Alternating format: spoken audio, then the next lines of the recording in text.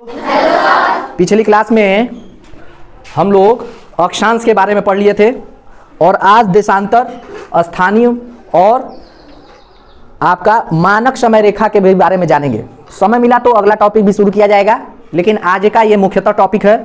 इसके बाद समय मिलेगा तो अगले हम पाठ्यक्रम मतलब अगले हम विषय वस्तु पर आएंगे। आइए, कल हमने अक्षांश के बारे में समझ लिया था कि अक्षांश हमारे पृथ्वी पर क्या है, क्षैतिज खींची गई काल्पनिक रेखा। यह ग्रिड सिस्टम जो है, ये सब क्या था, ग्रिड क्या था बेटा, ये सब जो भी खींचा गया, ये क्या हो गया देशांतर और ये क्या हो गया अक्षांश। तो ये जो ब्लॉक बन रहा है ना, ब्लॉक, इसको बोला जाता है ग्रिड। क्या बोला जाता है, ग्रिड मतलब जाल। ठीक है, तो यह क्यों बनाया गया है? मान लो अगर केवल ऐसे खींच देते तो इसका लोकेशन बता पाना थोड़ा मुश्किल है। ऊपर नीचे तो हो पा रहा है, चलो इसको लोकेशन, लेकिन दाएं बाएं क्या, हाँ, तो इसके लिए क्या किया गया, एक ऊर्ध्वाधर भी कटिंग करो पृथ्वी को। जैसे अगर ये पृथ्वी है तो यह गोलनुमा संरचना को एक ऐसे गणितीय रूप में, एक मतलब कंप्यूटराइज्ड एक ऐसा जाल तैयार करो जो पृथ्वी को पूरी तरीके से क्या कर ले, ढक ले। जाल वैसे ही बनाया जाता है ग्रिड की तरह से, देखे हो, पूरी पृथ्वी को वह क्या कर लेगा, कंप्यूटराइज एकदम ढक दिया जाएगा।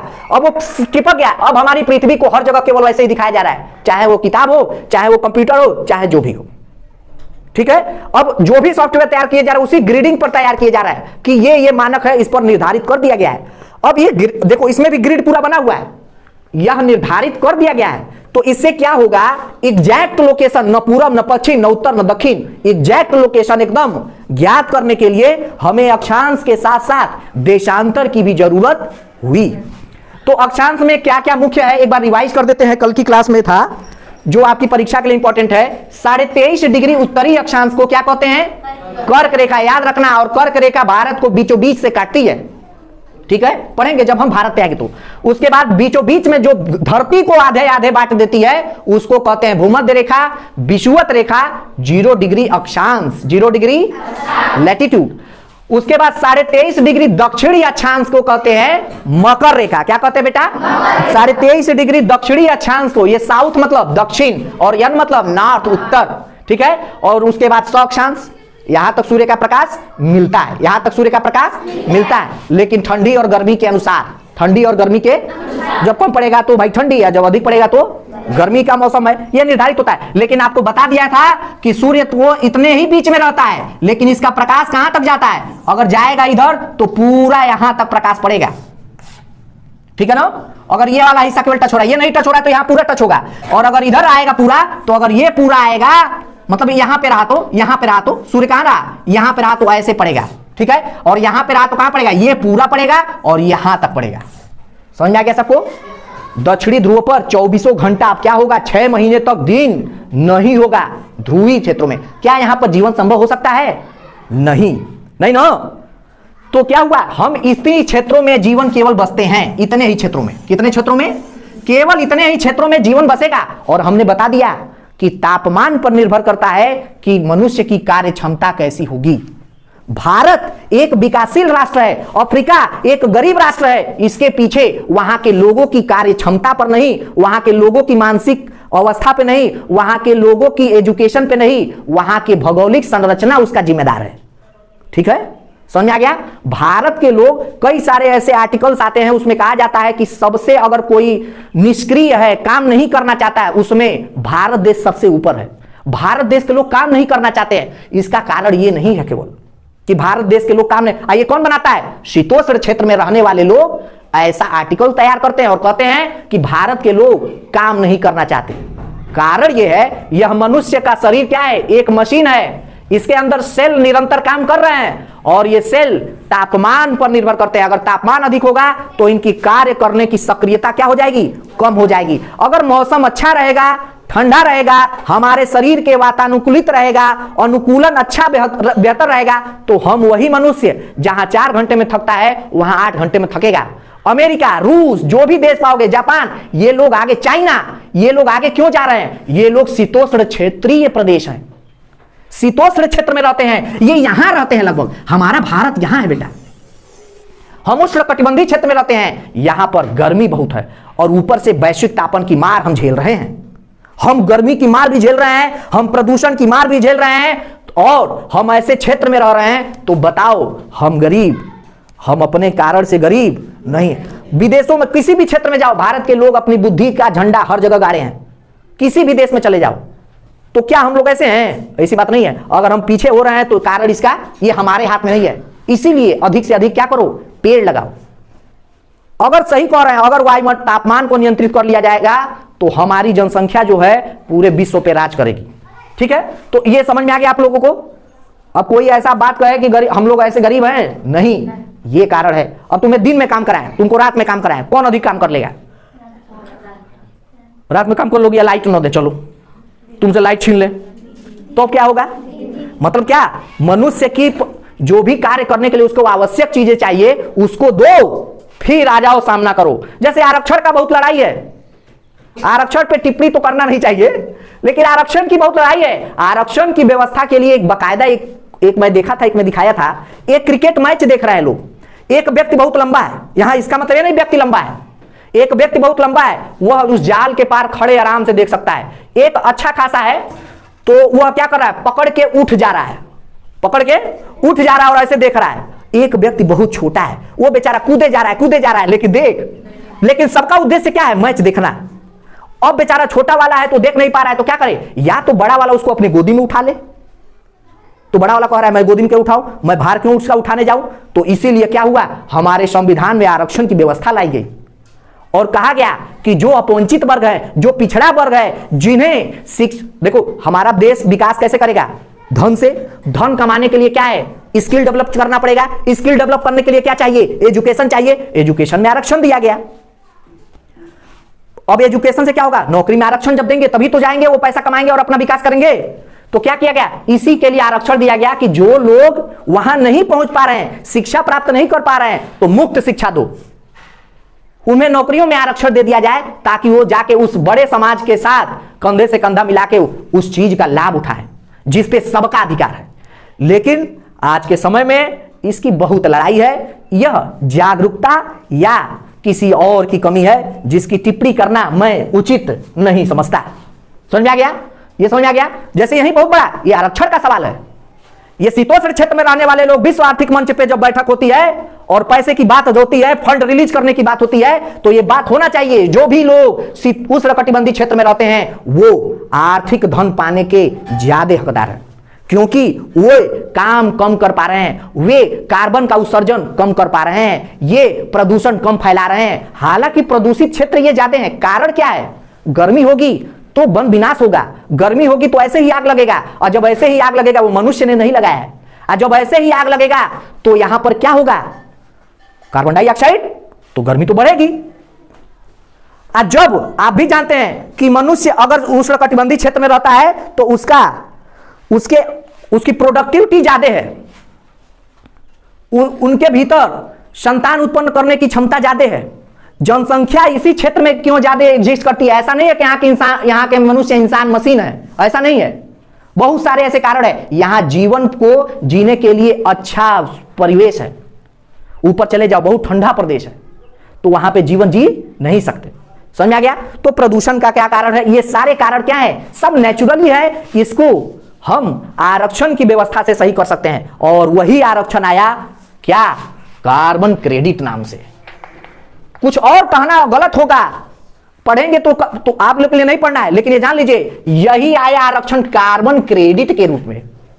ठीक है, वो आप नहीं समझिए, चलिए आगे चलते हैं। समझ में आ गया बेटा, तो घबराने की बात नहीं है। हम वाकई में हम सबसे अद्वितीय देश हैं। आइए आज के टॉपिक पे चलते हैं। आज का टॉपिक है देशांतर। और देशांतर क्या है, हमारी पृथ्वी पर खींची गई काल्पनिक रेखा जो उत्तरी ध्रुव से दक्षिणी ध्रुव को मिलाती है। तो इस प्रकार से हमारा क्या है, ये उत्तरी ध्रुव है, क्या है बेटा, नॉर्थ पोल है, और ये क्या है, साउथ पोल है। साउथ, नॉर्थ को साउथ से मिलाने वाली रेखा, काल्पनिक रेखा, ऊर्ध्वाधर खींची गई रेखा को क्या कहा गया है, देशांतर रेखा कहा गया है। और देशांतर को अन्य नाम से जानते हैं यामोत्तर। याद रखिएगा, घुमा देगा भूल जाओगे तब। लेकिन इसीलिए कहा जाता है, इंग्लिश देखो, हिंदी के नाम बहुत है, इंग्लिश में एक के नाम है लॉन्गिट्यूड। क्या, लॉन्गिट्यूड याद रखो। देखो जब कोई तुम्हारे भी पेपर में हिंदी दिया होगा, इंग्लिश दिया होगा, याद रखना जिसका हिंदी न समझ में आए उसका इंग्लिश देख लेना चाहिए। यूपी बोर्ड वाले के लिए बड़ा लाभ है, इंग्लिश मीडियम वालों के लिए लाभ नहीं है। ये इंग्लिश मतलब इंग्लिश, हिंदी नहीं आएगा। और हिंदी मीडियम के लिए हिंदी भी आएगा और इंग्लिश भी आएगा। आइए अक्षांश व देशांतर यामोत्तर रेखा पढ़ रहे थे, इसको समझ लिया आप लोगों ने। कुछ अब देशांतर के बारे में पढ़ लेते हैं। पृथ्वी पर ऊर्ध्वाधर काल्पनिक रेखा है और इसकी कुल संख्या कितनी है? 360। क्यों 360 है? क्योंकि यह हर 1 डिग्री पर खींचा गया है। और तुम भी जानते हो कि एक गोला के चारों तरफ, एक गोला है, एक वृत्त है, एक वृत्त में क्या कितने डिग्री का होता है? केंद्र पर कितना कोण बनता है? एक वृत्त है तो केंद्र पर कितना अंश का कोण बनता है? एक रेखा है तो 180। अब इधर भी 180, कितना हो गया बेटा? 360। तो केंद्र पर, तो यही पूरा इसको जाली से ढकने के लिए कुल 360 पट्टी चाहिए। कितना पट्टी चाहिए? 360 पट्टी चाहिए, याद रखना। 180 और पूरब की पश्चिम क्या है वो बाद में बताएंगे। 180 पूरब और 180 पश्चिम। 180 पूरब और 180, यहां पे 180 होगा ना टोटल, और 180 इधर होगा ना, तभी ना 360 होगा। तो 180 पूरब में है और 180 पश्चिम में है। कोई दिक्कत? चलिए आइए और देखिए, हमने बता दिया है कि सभी देशांतर वृत्त एक समान है। देखो वहां पे क्या था? अक्षांशों में क्या था? कोई छोटा तो कोई बड़ा, लेकिन देशांतर एक समान वृत्त होता है। क्यों? ये वृत्त जो खींचा जाएगा ये भी ऐसे ही खींचा जाएगा, ये जो खींचा जाएगा ये ऐसे खींचा जाएगा, ये जो खींचा जाएगा ये ऐसे खींचा जाएगा। पृथ्वी का पैराफेरा चेंज नहीं है, इसकी परिधि चेंज नहीं हो सकती। तो क्या है? ये खींचा जाएगा, ये भी वही होगा, ये भी वही होगा, ये भी वही होगा, ये भी वही होगा, सब समान वृत्त हैं। कोई दिक्कत? तो देशांतरीय वृत्त हमेशा क्या होते हैं? समान होते हैं, कहीं भी चेंजिंग नहीं होती है। लेकिन हमने अक्षांश में देखा है सबसे बड़ा अक्षांशी वृत्त भूमध्य रेखा, और ऊपर का क्या? बिंदु पा रहे थे। लेकिन देशांतर वृत्त में कोई अंतर कुछ नहीं है। बस जैसे ये बताओ, इसका आसान तरीका, ऊन का गोला बनाए हो तो जब गोला बनाते हो तो जितना बड़ा गोला है उसको ऐसे लपेटते हो, चारों तरफ लपेटते जाते हो, गोला तो समान होगा, ऊन बढ़ता जाएगा, गोला बढ़ता जाएगा। लेकिन पृथ्वी तो नहीं बढ़ रही है, तो उस पर जब जाली बनाना है 360 बनाना है और चारों तरफ से ढकना है, तो भाई क्या होगा? सारे वृत्त क्या होंगे? एक ही व्यास के होंगे। समझ आ गया? और देखो दो देशांतर के बीच की दूरी कितनी है? तो ये मैक्सिमम जो दूरी है वह कहां है? समझ लो, इधर हमारी ये पृथ्वी है, यह हमारा भूमध्य रेखा है। क्या है बेटा? तो भूमध्य रेखा पर देशांतर के बीच की दूरी सबसे अधिकतम है, और जैसे जैसे ऊपर जाएंगे घटती जा रही है। दो देशांतर के बीच, हम यहां पे एक देशांतर की बात कर रहे हैं, सभी देशांतरीय वृत्त एक समान है, लेकिन दो देशांतर के बीच की दूरी विषुवत पर सबसे अधिक, और जैसे जैसे ध्रुवों की तरफ बढ़ेंगे कम होती जाएगी। सेम जैसे अक्षांश में पढ़ रहे थे ना, अक्षांशों के बीच की दूरी भी ध्रुवों की तरफ जाने में क्या हो रही थी? घट रही थी, बढ़ रही थी। याद रखना। और यहां पे क्या है? यहां पर जैसे जैसे ध्रुवों की तरफ बढ़ेंगे दो देशांतर के बीच की दूरी क्या हो जाएगी बेटा? और ध्रुवों पर जब पहुंचेंगे तो सारे वृत्त देखो ध्रुवों पर जाके मिल रहे हैं। यानी कि इनके बीच कोई दूरी नहीं है, शून्य है। क्या है? तो दो देशांतर की न्यूनतम दूरी कितनी हो सकती है? 0। और दो देशांतर के बीच की सबसे अधिकतम दूरी कितनी हो सकती है? 111.32। कोई दिक्कत? अब आओ, ध्रुवों पर सबसे न्यूनतम होती है, मतलब 0 होती है, और विषुवत पर सबसे। आपसे ये नहीं पूछेगा कितना होता है, हो सकता है पूछ ले, लेकिन ये पूछेगा कि दो देशांतर के बीच की दूरी निम्न में से सबसे अधिकतम कहां होती है? कर्क पर, विषुवत पर, मकर पर, ध्रुवों पर। बड़ा आसान सा सवाल पूछेगा। ठीक है? अब देखिए, दो देशांतर के बीच जो दूरी है उसमें कितना समय का अंतर हो रहा है। जैसे हमारी पृथ्वी 24 घंटा में अपना एक चक्कर घूम जा रही है ना। हमें क्या जानना है? हम समय निकालना चाहते हैं, इतना बजे दिन हुआ है तो इतना बजे रात होगा, 12 घंटे का दिन है तो 12 घंटे का रात। अब घट बढ़ सकता है क्योंकि पृथ्वी क्या कर रही है? ये भी चक्कर लगा रही है। लेकिन इतना ज्ञात है कि यह 24 घंटा में एक चक्कर घूम जाएगा। तो 24 घंटा में जब एक चक्कर घूम जाएगा और पृथ्वी पर कुल 360 वृत्त है, कौन? देशांतर वृत्त। तो दो देशांतर के बीच की दूरी निकाली जा सकती है कि नहीं? निकाली जा सकती है ना। तो सेम ऐसे ही देखो, 24 घंटा में घूम रहा है कितना? 360 डिग्री घूम रहा है हमारा वृत्त, हमारा ग्लोब पृथ्वी। तो यानी कि एक घंटे में वो कितना घूमेगा? 360/24। यानी कि एक घंटे में 60 मिनट होता है, यानी 60 मिनट में कितना घुमा? 15 डिग्री। कितना घुमा? मतलब कि याद रखना, यही पूछेगा, एक घंटा में 15 डिग्री घूम रहा है। यही पूछता है कि भारत मानक समय रेखा कितना आगे है? 5.5 घंटा। कितना घंटा? आएंगे अभी। ठीक है? तो 60 मिनट में 15 डिग्री घूम रहा है, यानी कि एक मिनट में कितना डिग्री घूमेगा? 1 डिग्री। अब उल्टा कर दो, अब यहां से 15 इधर ले चलो तो 1 डिग्री हो गया ना। तो 1 डिग्री बराबर 60/15, 15 चौको, यानी कि 1 डिग्री मतलब जाली जो बना था, ये जो जाली बना था, यहां से यहां तक जाने में क्या, यहां से यहां तक अगर हम देख रहे हैं तो यह 1 डिग्री घूम जाता है। जैसे मान लो यहां एकदम हमें यही देखना है लाइन, ठीक है। अब ये लाइन 1 डिग्री घूमा, यहां तक गया, यहां से यहां तक गया, तो यहां से यहां तक जाने में पृथ्वी को समय कितना लगा? 4 मिनट। कितना मिनट? 4। इस 4 मिनट को और फिर तुम पूरे 360 को गुणा करोगे तभी तो 24 घंटा आएगा, तभी तो पृथ्वी मानी जाएगी कि पूरा घूम रही है। यानी सूर्य का प्रकाश इस समय यहां पड़ रहा है और इस समय यहां पड़ रहा है, इस समय यहां पड़ रहा है। इसीलिए कहा जाता है कि सबसे पहले अगर उगते सूरज का देश जापान है। कौन है? जापान। सबसे पूर्वी है। भारत में सबसे पहले सूरज कहां देखा जाएगा? अरुणाचल प्रदेश में देखा जाएगा, बंबई बाद में देखा जाएगा ना, क्योंकि भारत कैसे है? ऐसे है, देखो मानचित्र में अरुणाचल प्रदेश का इस हिस्से को देखा जाएगा, है ना, क्योंकि भारत का यह हिस्सा क्या है? पूर्वी है, और ये क्या है? पश्चिमी है। अब यहां पे सूरज सबसे लास्ट में दिखेगा। इसीलिए तुम कभी फोन करना रात को 8 बजे तो बंबई वाले कहते हैं अभी तो शाम हो रही है। भारत में 2 घंटे का अंतर मिल जा रहा है, अभी देखा जाएगा, ठीक है। 2 घंटे का नहीं, ठीक है ना, अभी देखा जाएगा कितना, जितना अक्षांशीय विस्तार होगा उस हिसाब से। तो देशांतरी विस्तार समझ में आ गया। 1 डिग्री में कितना मिनट? 1 डिग्री घूमने में यह 4 मिनट का समय ले रहा है। अब क्या किया जाएगा? पूर्वी अक्षांश, पूर्वी देशांतर और पश्चिमी देशांतर, भारत के बीच का अंतर निकाल लिया जाएगा। जितनी डिग्री का अंतर होगा उसमें 4 से मल्टीप्लाई कर दोगे तो पता चल जाएगा कि भारत में अगर इतना बजे सूरज यहां पर दिखा है तो कितना बजे सूरज बंबई में दिखेगा। समझ आ गया? इसीलिए ये अंतर आता है, क्योंकि पृथ्वी किधर से किधर घूम रही है? पश्चिम से पूरा घूम रही है। पृथ्वी ऐसे घूम रही है, ऐसे घूम रही है। तो जब ऐसे घूम रही है, मान लो ऐसे घूम रही है ना, तो ये पश्चिम से पूरब ऐसे घूम रही है, ठीक है। तो देखो मान लो ये पूर्वी देश कहे जाते हैं, ठीक है। तो ये ऐसे घूम रही है, ये तिथि रेखा है। क्या है? देखो आगे पढ़ते हैं फिर समझाते हैं थोड़ा। देखो इधर, ये थोड़ा बहुत कॉन्सेप्चुअल टॉपिक है और बहुत आसान भी है। बच्चे समझ जाए तो बहुत आसान है, नहीं समझ पाओगे तो बड़ा मुश्किल है, ठीक है। ये समझ में आ गया? अब देखो बेटा, अब हमारा अगला टॉपिक है कि अंतरराष्ट्रीय समय रेखा और अंतरराष्ट्रीय तिथि रेखा। हमारे पृथ्वी पर, हमारे ग्लोब पर अब बात आई समय का निर्धारण कैसे किया जाए। तो समय का बड़ा रूप क्या है? दिनांक। क्या है बड़ा रूप? दिनांक। तो समय का निर्धारण पहले कैसे किया जाए वो ऐसे समझते हैं, समय को कैसे निर्धारित किया गया। तो सबसे पहले समय का निर्धारण उस समय हर एक पूरे विश्व पर लगभग किसका राज था? इंग्लैंड का था। इंग्लैंड के ग्रीनिच, क्या? ग्रीनविच, अन्य किताबों में, लेकिन एनसीईआरटी में ग्रीनिच दिया है। क्या दिया है बेटा? ग्रीनिच। ग्रीनविच भी दे सकता है। ग्रीनविच नामक प्रयोगशाला में इसके बारे में रिसर्च किया गया था। तो जहां से यह बातें की गई, जहां से यह खोजा गया कि हाँ, हम पृथ्वी पर एक मानक समय रेखा भी होनी चाहिए, तो एक अंतरराष्ट्रीय तिथि समय रेखा होनी चाहिए। तो जब यहीं पर इसकी बात हुई, बैठक हुई, तो यही इंग्लैंड के ग्रीनिच नामक शहर से ही गुजार दिया गया कि यह हमेशा के लिए रहे। इंग्लैंड वाले चालाक थे ना, हमेशा के लिए रहे कि इसकी खोज कहां हुई है? इंग्लैंड।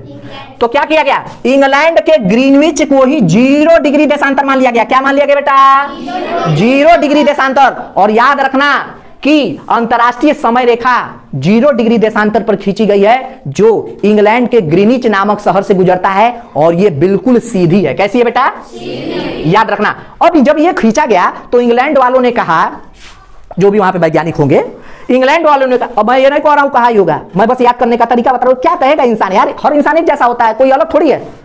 तो जब ये कह दिया, अरे भैया हम जब लाए हैं तो हम ही ना अपना नाम देंगे, तो इसने कह दिया कि अंतरराष्ट्रीय समय रेखा को 0 डिग्री देशांतर मान लिया जाए, या 0 डिग्री यामोत्तर रेखा मान लिया जाए, और इसको जीएमटी नाम दे दिया गया, ग्रीनविच मीन टाइम।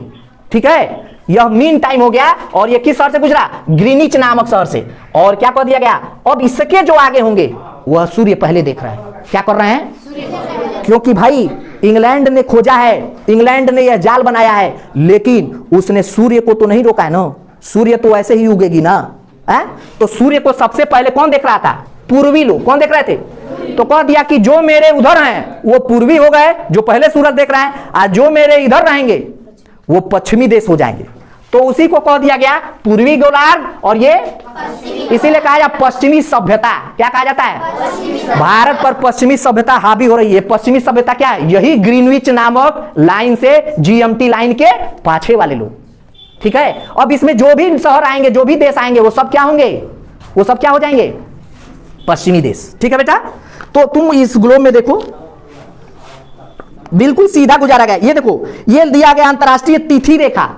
आगे बढ़ते हैं, इंग्लैंड से गुजरा है। कहां से गुजरा है मानक समय रेखा? इंग्लैंड से। अब आ जाओ, ये है आपका समय रेखा।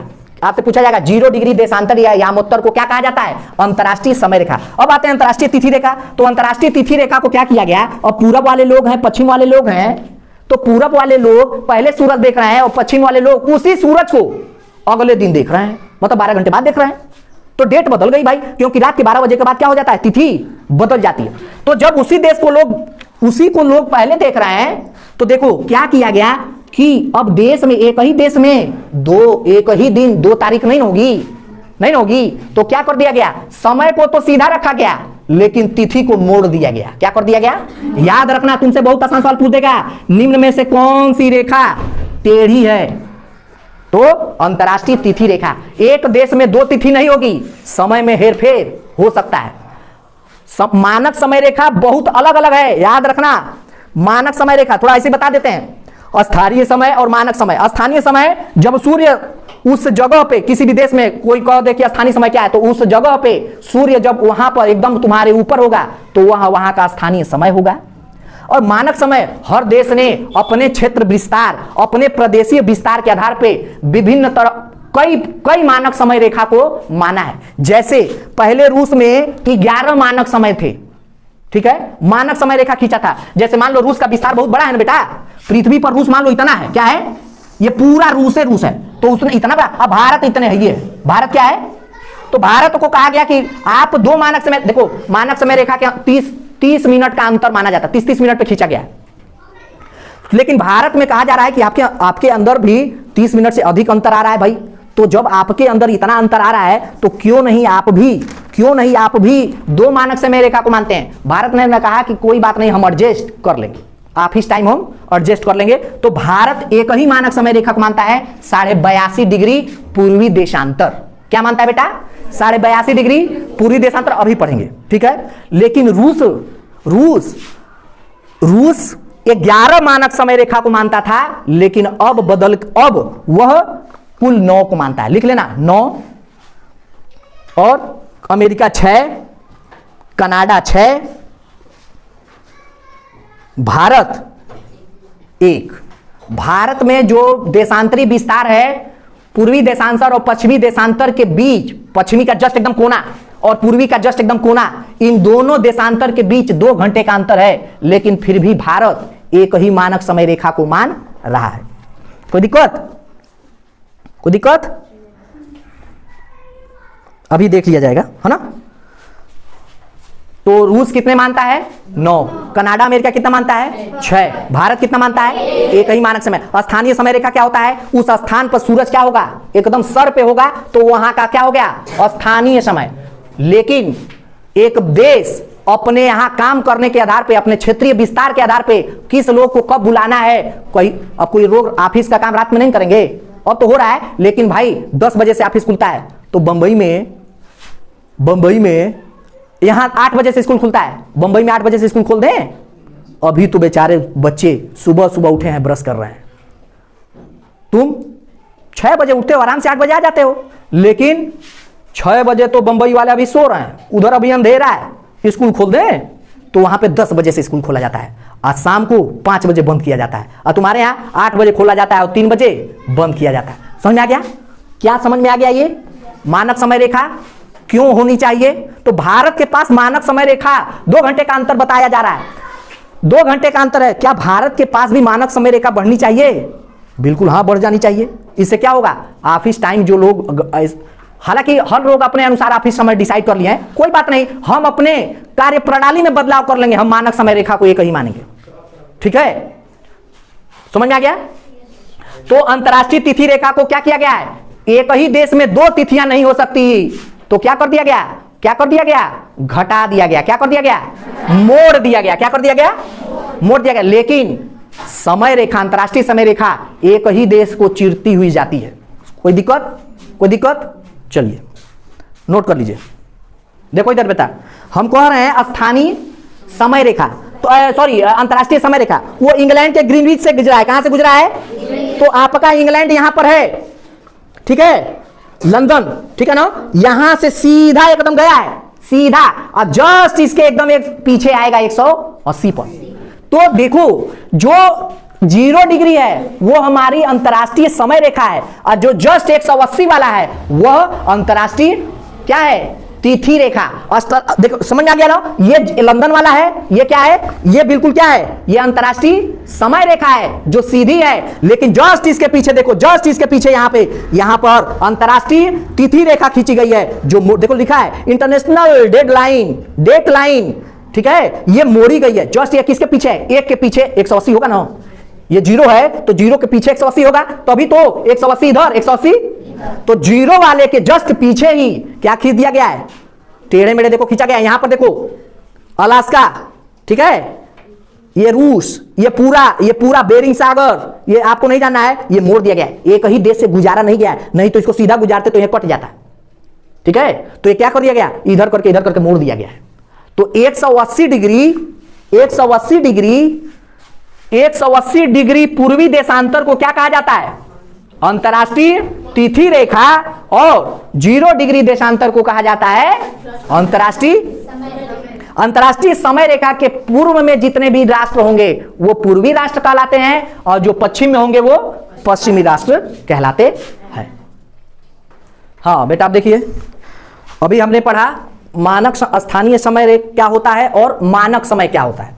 स्थानीय समय क्या है, यह सूर्य के उस स्थान पर कब उपस्थिति होगी वह वहां का स्थानीय समय होगा। समझ में आ गया, मतलब अभी मेरे ऊपर सूर्य यहां पर ऐसा है तो वह वहां का क्या हो गया, स्थानीय समय, ठीक है। और मानक समय क्या है, अपने अपने अनुसार क्या किया गया है, समय निर्धारित करने के लिए बांटा गया है। सब लोगों ने अपने अपने अनुसार अपने अपने कार्य प्रणाली के अनुसार क्या कर लिया है, मानक समय मान लिया है, ठीक है ना। क्षेत्र में अलग अलग आधार पे क्या होते हैं, समय होते हैं, क्या होते हैं, समय होता है। अब आइए हम बात करते हैं भारत मानक समय रेखा।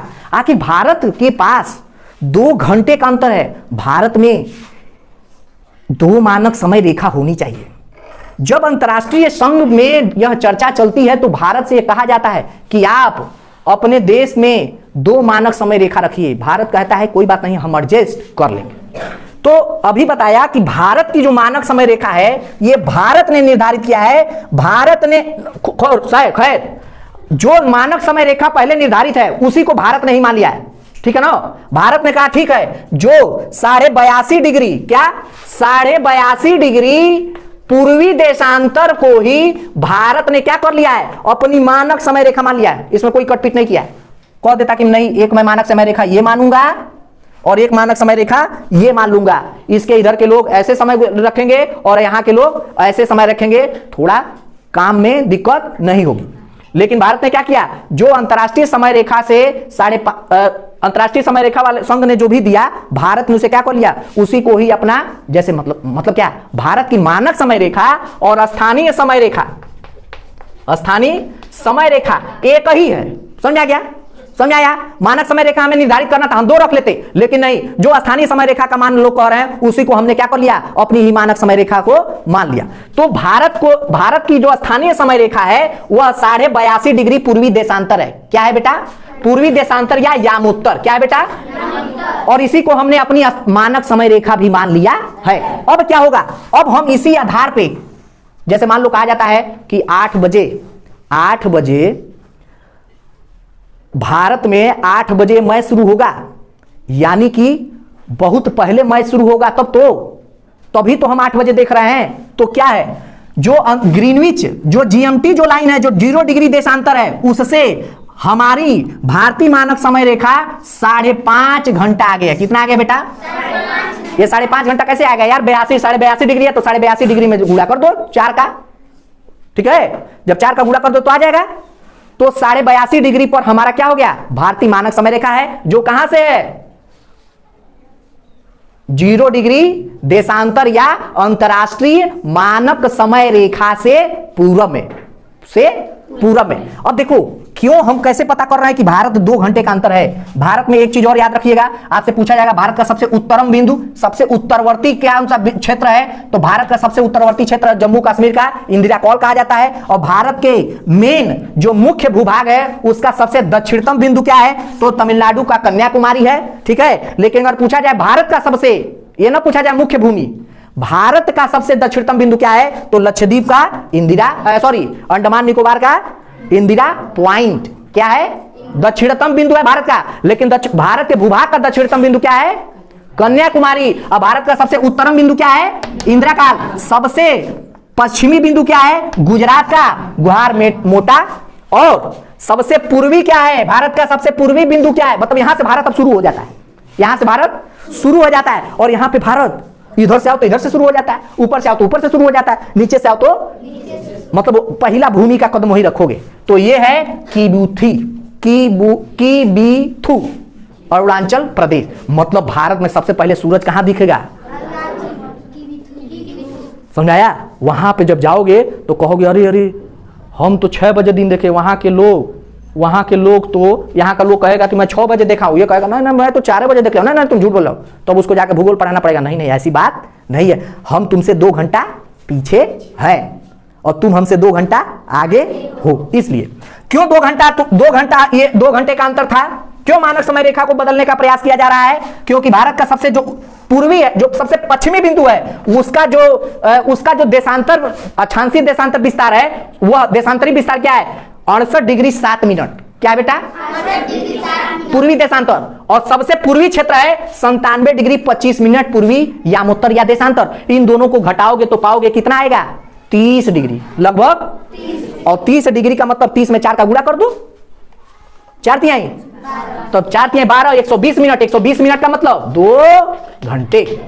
तो हमारे पूर्वी और पश्चिमी जगहों में दोनों में समय का अंतर कितना होगा? 2 घंटे का। इंग्लैंड में प्रश्न आ सकता है, अगर इंग्लैंड में 8 बज रहा है सुबह का, तो भारत में क्या टाइम हो रहा होगा? बताओ, जल्दी बताओ। समझा गया? कितना घंटा बढ़ जाएगा?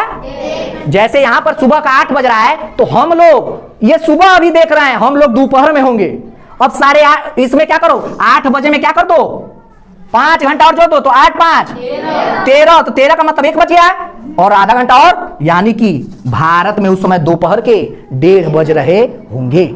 अगर यही पूछते कि भारत में सुबह का 10 बज रहा है, तो इस समय बताइए इंग्लैंड में क्या समय हो रहा होगा? 5.5 घंटा घटा दोगे, कोई दिक्कत आ जाएगा? बढ़िया क्वेश्चन, तो जानते रहोगे तभी तो। क्योंकि भारत की मानक समय रेखा कितनी दूर है? 5.5 घंटा दूर है। कितना दूर है बेटा?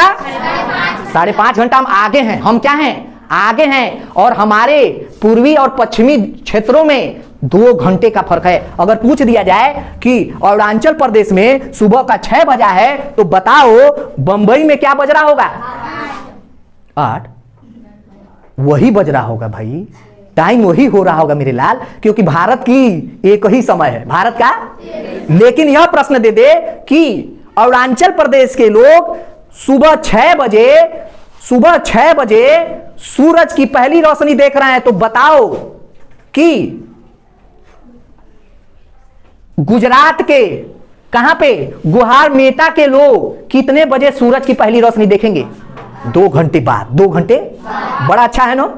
तो याद रखना, इसे पूछा जाएगा भारत मानक समय रेखा कितने पर गुजरती है? तो ग्रीनविच टाइम से, जीएमटी से 5.5 घंटा आगे, यानी 82.5 डिग्री पूर्वी देशांतर पर। ठीक है, हम इंग्लैंड से 5.5 घंटा आगे हैं, या हमसे इंग्लैंड 5.5 घंटा पीछे है। ठीक है, और भारत में देशांतरीय विस्तार के आधार पर देखा जाए तो भारत के पूर्वी और पश्चिमी क्षेत्रों के बीच कुल 2 घंटे का अंतर है। ठीक है, भारत का उत्तरी सीमा क्या है, दक्षिणी सीमा क्या है, पश्चिमी सीमा क्या है, पूर्वी सीमा क्या है, यह भी जान लिया। ठीक है, अब आपसे पूछा जाएगा कर्क रेखा बीचों बीच से तो गुजरती है, लेकिन कर्क रेखा और भारतीय मानक समय रेखा एक दूसरे को जहां काटती है, उस जगह का नाम बताइए क्या है? तो किस देश में, किस राज्य में काटती है? तो वह छत्तीसगढ़ में काटती है। छत्तीसगढ़ के सूरजपुर नामक जिले के भैंसामुंडा नामक स्थान से। बड़ा बढ़िया प्रश्न है, यह समझने की जरूरत है, प्रश्न बन गया। लेकिन एक और प्रश्न बहुत परीक्षा में पूछता है, भारतीय मानक समय रेखा प्रयागराज के कहां से गुजरती है? तो नैनी नामक स्थान से। लिख लेना, नैनी बड़ा बड़ा अच्छा नाम इसलिए पूछता है, पूछने का कोई कारण नहीं है, वो तो कहीं से भी गुजरता है। अब नैनी यहां पे, तो यहां पर भी तो कुछ होगा, लेकिन प्रयागराज के नैनी से गुजरता है, याद रखना। पहले किताबों में इलाहाबाद देता था, अब इलाहाबाद का नाम बदल क्या हो गया? प्रयागराज। अंडमान निकोबार द्वीप की राजधानी पहले क्या थी? अच्छा, प्रश्न ये है कि अंडमान निकोबार द्वीप समूह की राजधानी कौन बताया? Port Blair. वर्तमान में क्या है? कल का प्रश्न है। तो समझ में आ गया बेटा ये? है? तो आपने क्या पढ़ा? अक्षांश, देशांतर। थोड़ा बताना, थोड़ा क्विक रिवीजन करते हैं। 0 डिग्री देशांतर को क्या कहते हैं?